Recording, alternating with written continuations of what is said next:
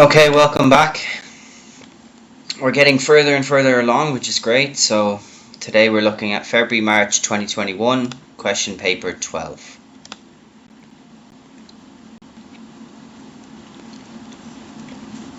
Okay, so we start from question 30. A country experienced a deficit on each of its trade in goods, primary income and secondary income. Overall, it had a surplus on its current account balance of payments. So we know that a surplus is a positive figure and deficit are negative figures. So the four components of the current account balance of payments is balance of trade in goods, balance of trade in services, primary income and secondary income. Therefore, if they had a surplus on their overall current account, but they had a deficit in three of their four components, that tells us that they must have had a surplus on the trade in services. Okay, surplus in government's budget is not a component of the current account balance. Floating exchange rate is not a component of the current account balance, and the fact that it's a low income country doesn't matter as well. Components of current account balance is balance of goods, I'll just write it out here,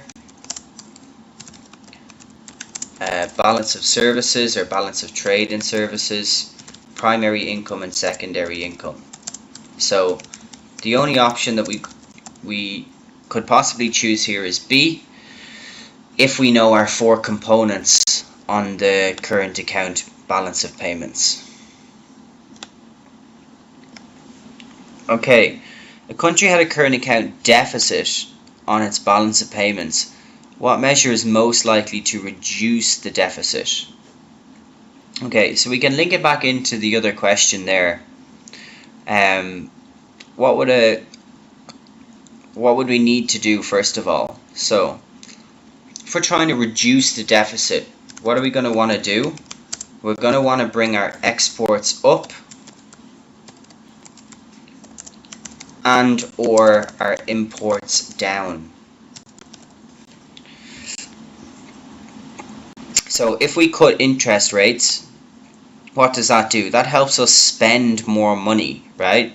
Which is more likely for us to bring our imports up as we have more money to spend. So not going to be that option. The same thing that happens if we cut the rate of income tax. That's expansionary fiscal policy, and it's likely for people to have more money, meaning that instead of imports going down, imports are likely to increase, which is going to not reduce a deficit, it's going to increase a deficit. However, if we have a depreciation of the exchange rate, what we should remember by now is that a depreciation, what does it do?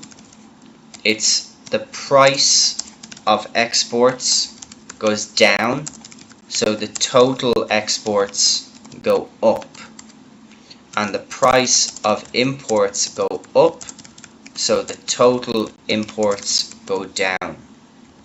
Now what's that going to do?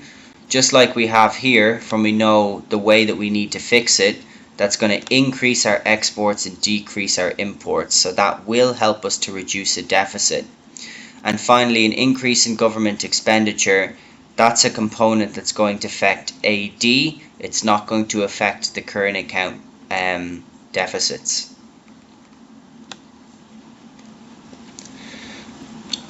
Okay, question 28. How might a multinational directly benefit a host country? So remember, the host country is the country that they have moved to. So if we bring an MNC into a host country, what's that going to do? They're going to receive tax concessions. Well, that's not going to be a benefit for a host country, is it? That may be true, but that's not going to benefit the host country because they would collect less tax.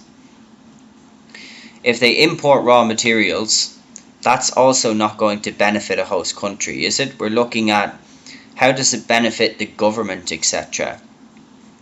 If they deplete local natural resources, that's also going to be not a benefit, but it's going to be a negative effect by getting rid of or using more of the host country's natural resources.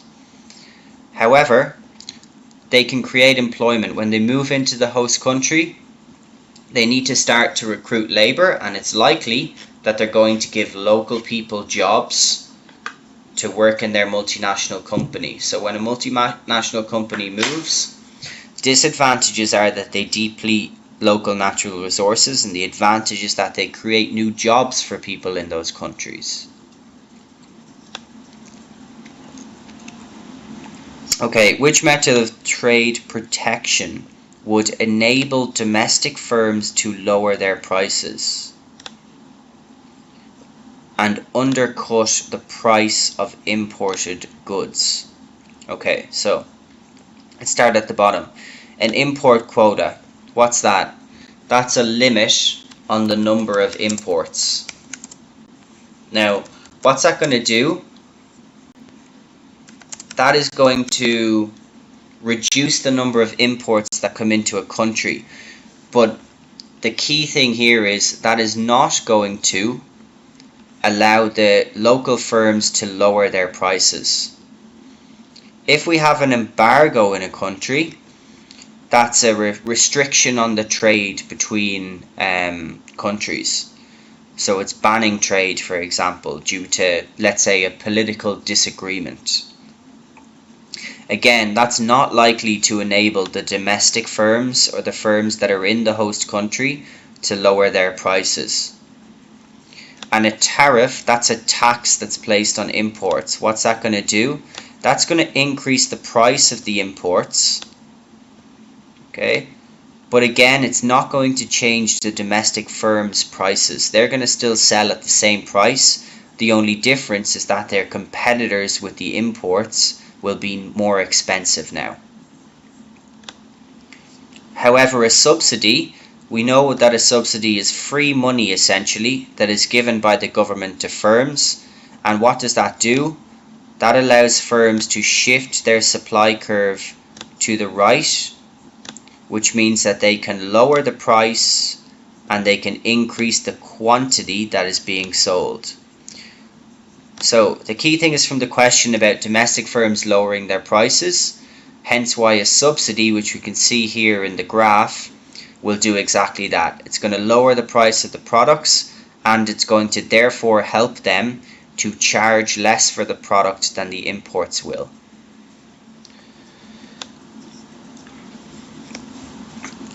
Okay, question 26. The United Nations predicts that the population in low-income countries will increase. What is likely to be a cause of this? So remember, low-income countries are poor countries, right? And we're saying the population is likely to increase. Climate change will lead to lower food output and starvation. So immediately it's not going to be that, right? Because that would not be a reason why populations would increase. That would be a reason why population would decrease if people are starving and can't get enough food. Improved education for girls will lead to a small decline in birth rates. Again, that is not a reason why the population would increase. If we have less people being born, the population will decrease in the future instead. And if we have increasing numbers of people migrating to higher income countries, migration, remember, is people moving out. So we've got more people moving out than moving in, which means that population will also go down. So the only logical explanation we're left with is that modern medicine and sanitation will lead to a rapid decline in death rates. Okay, so remember, the key things about increasing population are net immigration, which is more people coming in than going out. And then it's a rise in the birth rates, because we need more people to be born, and a decline in the death rates. So we need less people to die. And those are the three main reasons that are mentioned for increases in population growth in the exams. So obviously the opposite effect of these is the reasons why populations would decrease. And in this case we can see a decline in death rates. People will be living for longer, so that will help the population to grow. Okay, what statement about poverty is correct? So an advanced economy is likely to have a higher level of absolute poverty. That's false. An advanced economy is likely to have a lower level of absolute poverty than relative poverty. So remember that absolute poverty is where they can't even afford their basic necessities. And relative poverty is where they feel like they are poor in comparison to other people in their country, but they may not be poor in comparison to people in other countries. Somebody in relative poverty in the United States might be actually middle class or upper middle class in a country like the Philippines, for example. Okay, it's impossible for relative poverty to rise as absolute poverty falls. So again, that's not true. If we're decreasing absolute poverty, it is possible for relative poverty to come down at the same time. Or sorry, for relative poverty to rise as absolute poverty comes down. So we may be reducing the number of people who can't afford basic necessities, but we may have actually an increase in the number of people who feel poor in comparison to others. And relative poverty is measured by the same goods and services in all countries. That's also false, because we've got different levels of income in each country, so it's going to be measured on a different scale in each country. So the one that's correct, like I said previously, is absolute poverty occurs when income falls below what is needed for survival. So what are we essentially saying there? We're essentially saying that absolute poverty is when they can't afford the necessities of life. Okay, which country is likely to have the highest standard of living? So what are we going to be looking for here? Generally, with a high standard of living, we're going to be looking for a low birth rate, because people are generally focusing on making money instead of having children. We're going to be looking for a low death rate. Higher standard of living, we would expect them to live for a longer time. We would expect a low infant mortality rate, which is the number of children that are dying. And we would expect a high life expectancy. We would expect people with a high standard of living to live for a long time. So if we look at our options here, what do we see? We see life expectancy is 79 for both countries C and D. And let's look at our other measures. Infant mortality is lower in D, the death rate is lower in D, and the birth rate is the same in both. So based on our indicators that we've put here, we can see that D should have the highest standard of living. They've got the same birth rate as country C, but their death rate is lower, and the rate that children die is also lower. And they've got the same life expectancy as country C. Okay, what's included in the construction of CPI, Consumer Price Index? So, quantity supplied is not included in construction of inflation or CPI. PED is also not included. Either is income, the base year is. Okay, now just quickly, what components are in the construction of CPI? You've got a base year or base price, right? And then you've got your weights or your categories and price changes. Okay, and then you just multiply them together. So what do I mean by weights? Consumer Price Index is measuring a basket of goods and services. So when I talk about weights, what I mean is how much are people spending on average on food, for example. And that could be 30%, so it would be given a weight of 30%.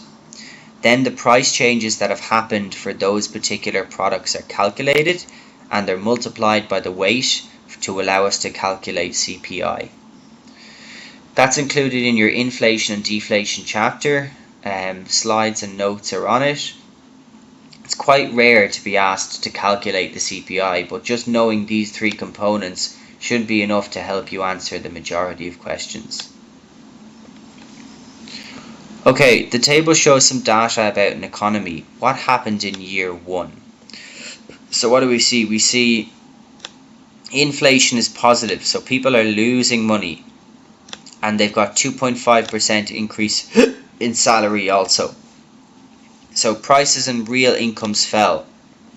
Remember that to get our real income, we have to take away our salary increase from our inflation.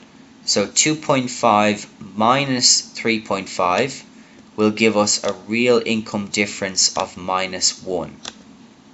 Okay, so in other words, people are actually losing 1% of money from what they had in the previous year in terms of its value. So real income has actually gone down. Prices we can see have gone up because we know it's inflation. So A is not correct. Both prices and real income rose. Prices went up but real income went down. We just calculated that, so that's wrong. Prices fell but real incomes rose. We just showed that prices did not fall, they went up. So prices rose but real incomes fell is what we can conclude from year 1 of the table. Okay, taxes charged at 1.5% on all wages earned to pay for basic medical provision. How would this tax be described? Okay, so it's a tax on wages. What does that tell us? That tells us that it's an income tax, right? Or it's a direct tax, because the people or the individuals, they're going to pay the tax themselves. So remember, direct taxes are income tax and corporation tax, and basically if you see anything else, it's going to be an indirect tax. Okay, so in this case a correct answer would be direct and proportional, and I'll just quickly explain the 3 different types of taxes. Progressive is where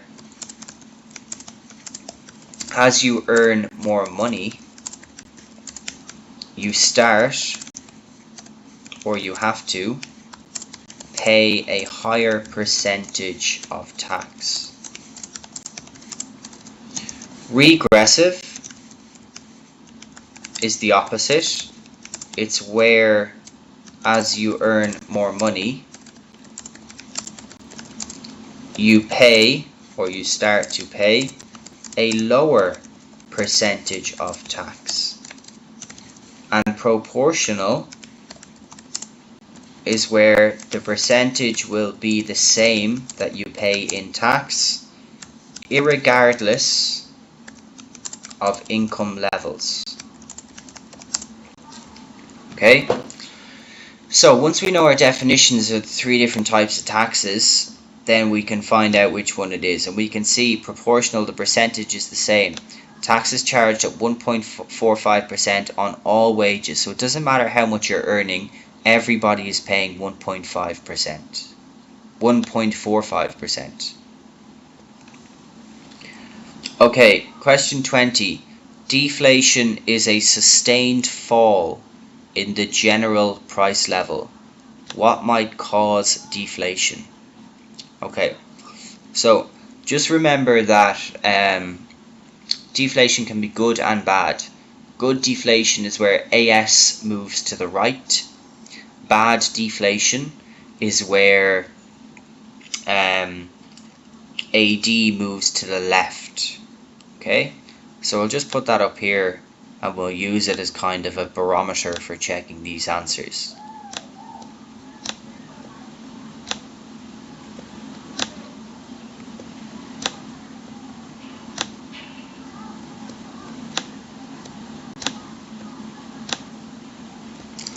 So if we have a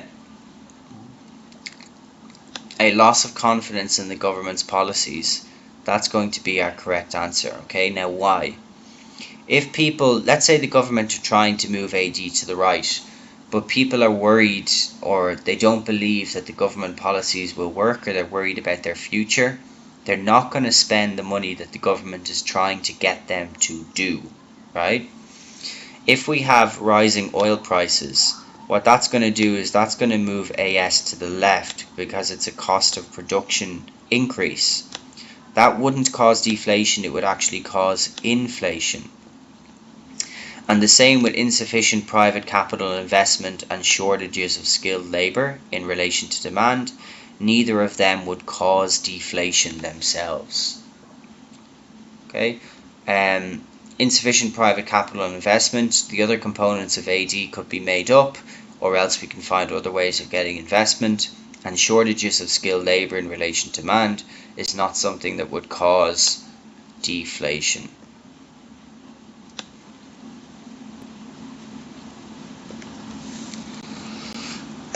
Because again, shortages of skilled labour,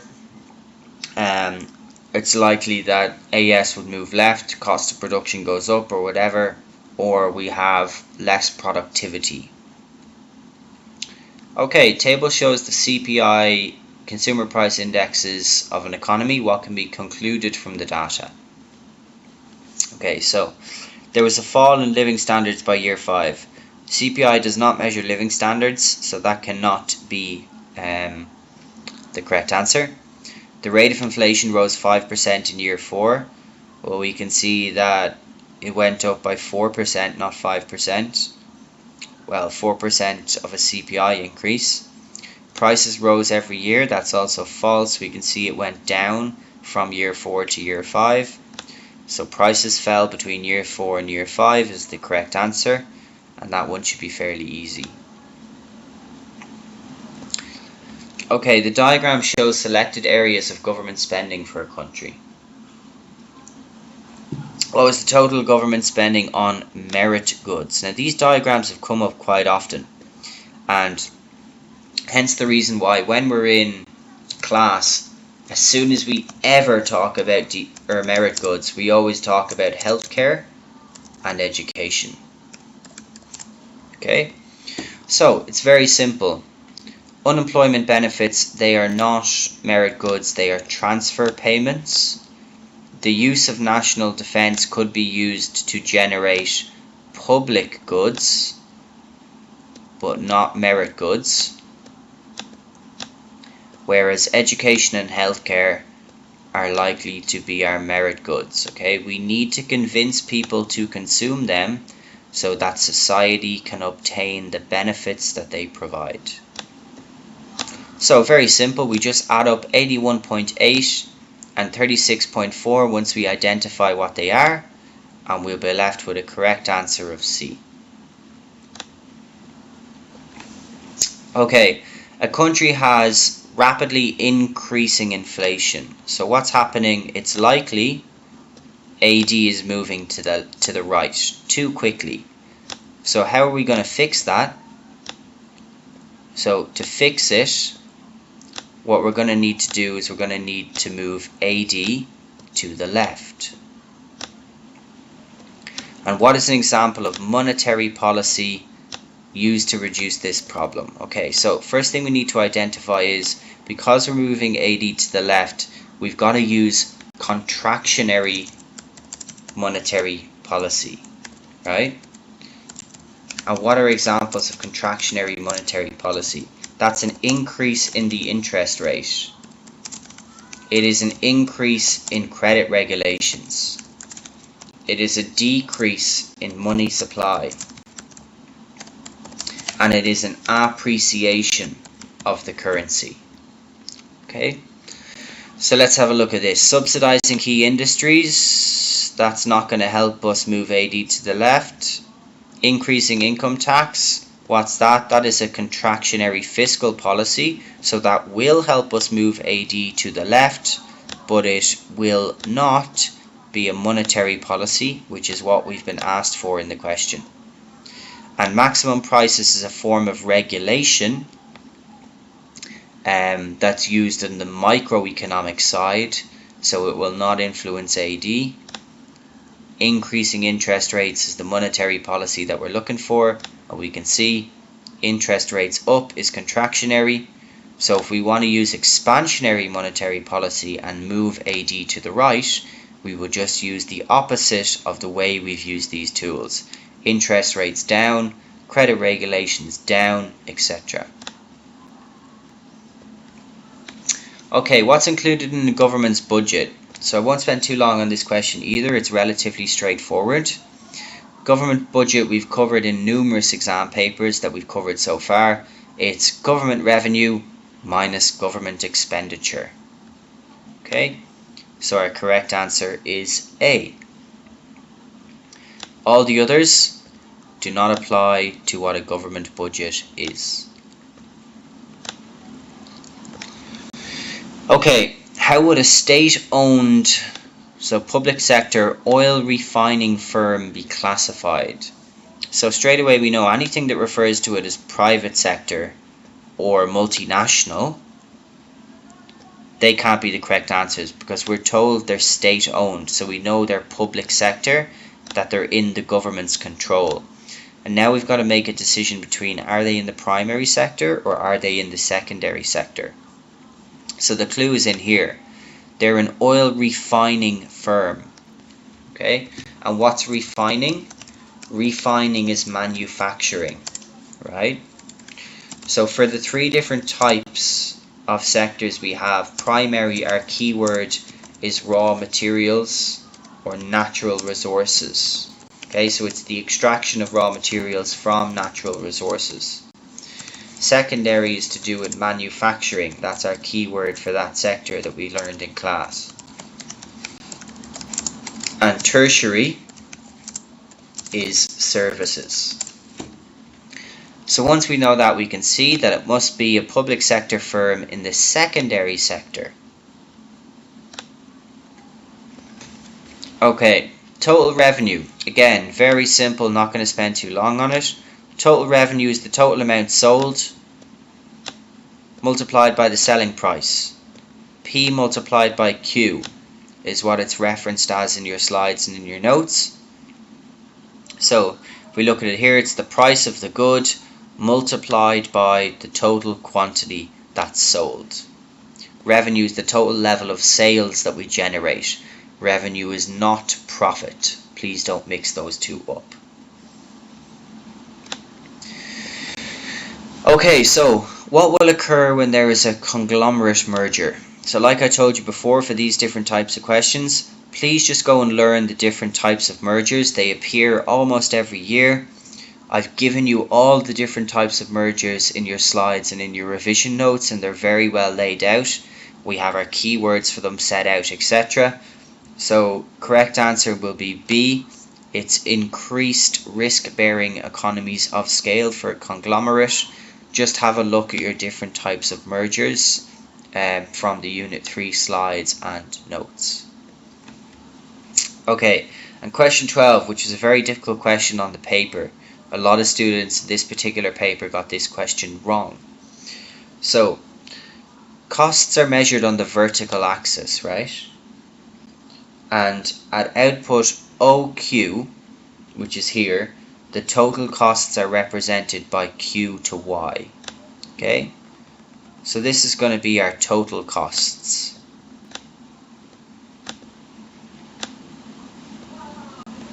Now, that's the same as OX, right? That's also our total cost because it's represented up here, it's at the same point. The fixed costs are shown as the fixed costs are shown here. Fixed costs would have to be W, right? Because this is where we're going to start when we've got 0 levels of output. So we're asked what the average variable cost is. Okay. So we know that we've got to divide it by the output, because to get our average variable cost, what do we need to find? We need to find our total variable cost and divide it by the output. Okay, so basically we need to split it between our fixed costs and our variable costs. So fixed costs would be shown as we explained there. That would mean that WX, so this area, would have to be our variable cost, right? Because this is the area above where we've got 0 units of output. So the average variable cost would be found by dividing WX into OQ. Okay, our average fixed cost then would be from this area here, right? So OW is not the correct answer for B, because that is representing fixed costs. W to Y is not representing, it's just representing the curve, right? But it doesn't allow us to accurately calculate the cost to the output. And OX is representing the total cost, not the variable costs.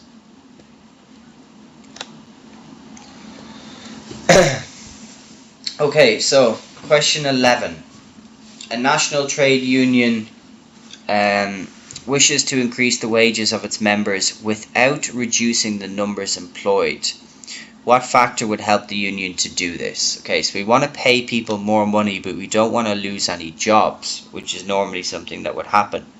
So, if the workers' wages are the largest cost of the industry, that is definitely not going to help us, because that would make things even more expensive when it's already expensive for the firms. We would be likely to lose people, or lose the number of people who are employed, create more unemployment. If the workers have low-level skills, that's also not going to help us. Because again, what's going to happen in those cases? Well, then those workers might just be replaced in the long term. If they have low skills and the jobs are easy to do, paying them more money just means somebody else will come in and do the same low-skilled job for less money. Industry consists of a small number of well-organized employers. Okay, that may possibly help us. I can understand why you might possibly choose that option. However, small number of well-organized employers means we may have a lot of employers who are not well-organized, and also if there's a small number of employers with their costs increasing, it's likely again to reduce the number of people who are employed. So the factor that would help is if the demand for the industry's product is increasing, because then we know that the companies can counteract the increase in the wages with an increase in sales. So they may be able to cover the rise in the costs through increased wages that have to be paid. Okay, and 10. What might cause a rise in wages? So, a more elastic supply of labour will not, the opposite effect. An increase in the size of the labour force does not increase wages for people. An improved fringe benefits for workers does not increase wages. Fringe benefits are benefits that are not relating to wages. So things like company cars, etc. But, very simple and very straightforward. If the government introduces a national minimum wage, what's going to happen? People will have to be paid more money. Okay, so what function does a central bank provide for the general public? Accepting deposits is not a central bank, that is a commercial bank. Providing overdrafts and making loans, they are both, again, commercial banks, not central banks. But a central bank does issue banknotes, okay? Now, by issuing banknotes, what I'm talking about here is we're essentially saying that's the money supply, which we already explained in this paper is a monetary policy, right? Central bank will control that. They will control the printing and the issuing of banknotes, and they will also set the rate of inflation that the government wants them to set, and they will advise the commercial banks to change their rates to whatever the rate of inflation or interest rates, set the rate of interest. They will have an inflation target, and they will set the rate of interest for commercial banks to follow. And finally, they can bail out the commercial banks if they have liquidity issues. So if they have a lack of cash, etc., then they can bail them out. They're three of the main functions of a central bank. Okay, question 8. The table shows the supply schedule for a good. What is the PES when price increases from $1 to $3. Okay, so we need to calculate what's our PES formula. I'm just going to put it up here.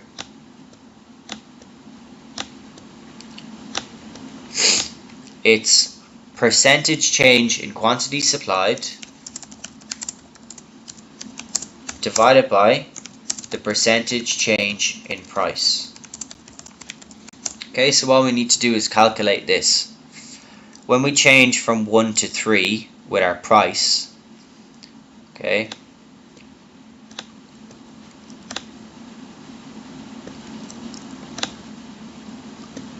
(3 minus 1 over 1) gives us 2 over 1, which is the same as what? That's the same as 200%. Change in quantity demanded, we've gone from 3 to 7. Okay, 7 minus 3 is 4. 4 over 3 should give us 125%.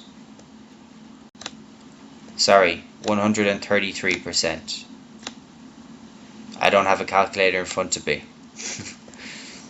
So 133% divided by 200%.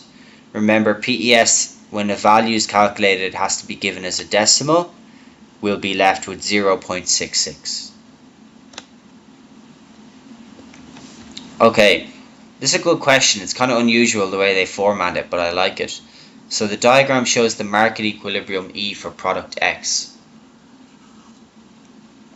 And they're trying to trick you out here. Product X has a downward sloping demand curve and an upward sloping supply curve.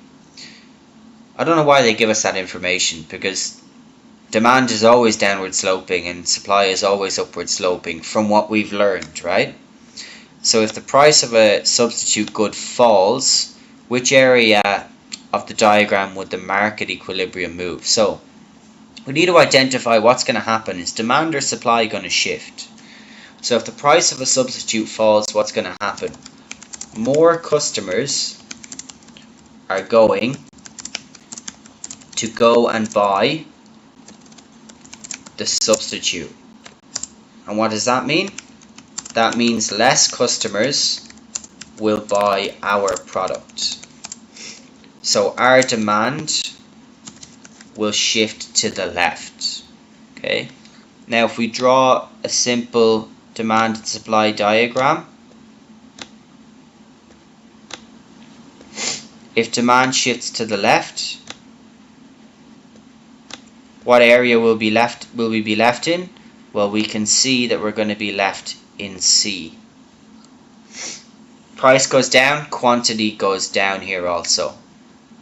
I'll just represent that in here. Price will come down through a decrease in demand, and the quantity traded will also come down through a shift in demand and a contraction in supply. Okay, what characteristics of a product will cause market failure? So production of the product has no external costs. That's not going to cause market failure. If the production of the product has external costs, that will cause market failure because it will be a demerit good. If the consumption of the product has no external benefits, that will also not cause market failure. If the good has external benefits, it will be a merit good, and then it will cause market failure. And one of the key things about market failure is something we refer to as information failure, where consumers do not have access to enough information to make rational decisions. Therefore, if information about the product is known equally by consumers and producers, that is not going to be a consequence of market failure. So the product is non-rival and non-excludable. That will cause market failure. Why? Because we should know at this stage that a good which is non-excludable and non-rivalrous is a public good. And public goods will not be provided in the free market because private firms cannot charge a price for them or make a profit from them. So they need to be provided by the government.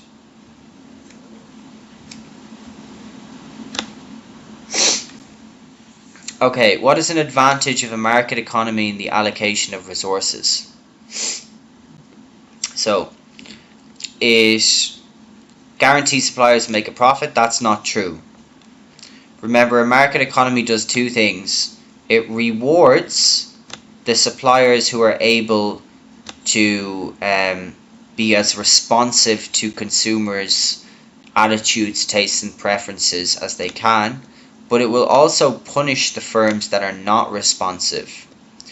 So then it therefore doesn't guarantee they'll earn a profit. Some will earn a profit and some will go out of business. It also doesn't fix prices based on cost of production. Prices are fixed based on the demand and the supply for those products. And that can always be subject to change, so it's not fixed in place. It also doesn't ensure that all consumers are willing to pay the same price.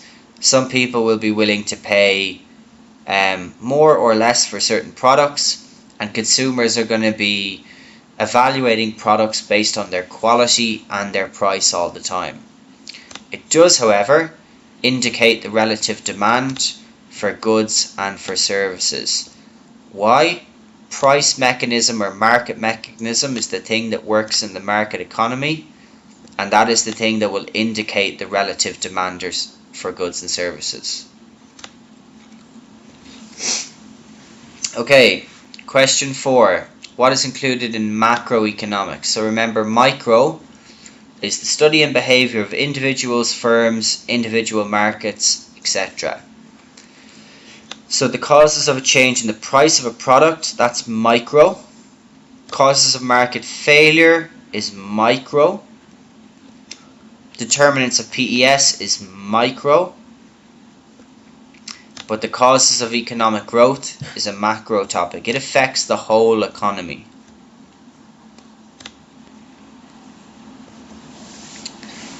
Okay.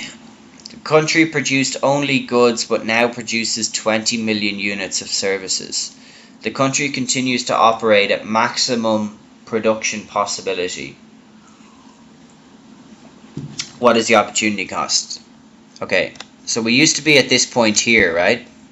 If I can just circle it or square it.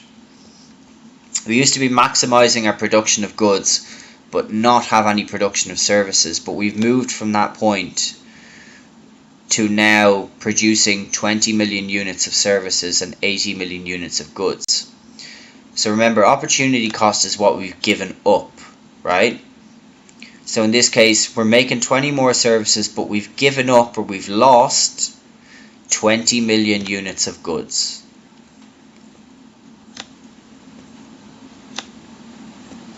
As we've reallocated our resources. Okay. A government reduces social security spending by 10 billion in order to increase defense spending. What is this an example of? It's an example of reallocation of resources. Okay? And what would that create? They're trying to trick you out here. It's opportunity cost. Yeah? And like we've just seen in question 3 down below, opportunity cost is created when we reallocate resources because those resources are limited. If we want to make 20 million units of services, we can't still make 100 million units of goods at the same time. We've got to take away some resources from something else. Therefore, when we reallocate resources by reducing social security spending and by increasing defense spending, it's an example of opportunity cost, which is the reallocation of resources. Okay, price stability is a macroeconomic aim of the government. Market forces is just what works to regulate demand and supply. An expansionary fiscal policy is to influence aggregate demand through lower taxes and increased government spending. Okay, but government spending is not increased here. We've just reduced one area by 10 billion and increased the other area by 10 billion. Government spending would still be the same. Okay, and finally, Sanjay is a risk taker and sets up a restaurant in Chennai. Sanjay works for the business as a chef. He leases the restaurant building from Raghav and employs him to serve customers. What income is earned by Sanjay and Raghav? Okay, so let's look at Sanjay first. Sanjay is a risk taker. What does that mean? That means he's an entrepreneur. Okay, I'm just going to put the rewards associated with each factor of production. The rewards that are given to an entrepreneur is profit. The rewards that are given to labor is wages. The rewards that is given to those who own the land is rent. And the rewards that is received from capital is interest. Okay, so now we just need to figure out what categories they fit into in these cases. So Sanjay is an entrepreneur, right? But we're also told Sanjay works for the business, so he's also labor. So we're looking for profit and wages. And we can see that's in C here. Now let's check Raghav. Raghav leases the restaurant building. So what's he doing? He's making rent from the restaurant building. And he's also employed to serve the customers. So he should also be receiving wages because he's also labor in the business. Okay, I hope it helped. Thanks for listening.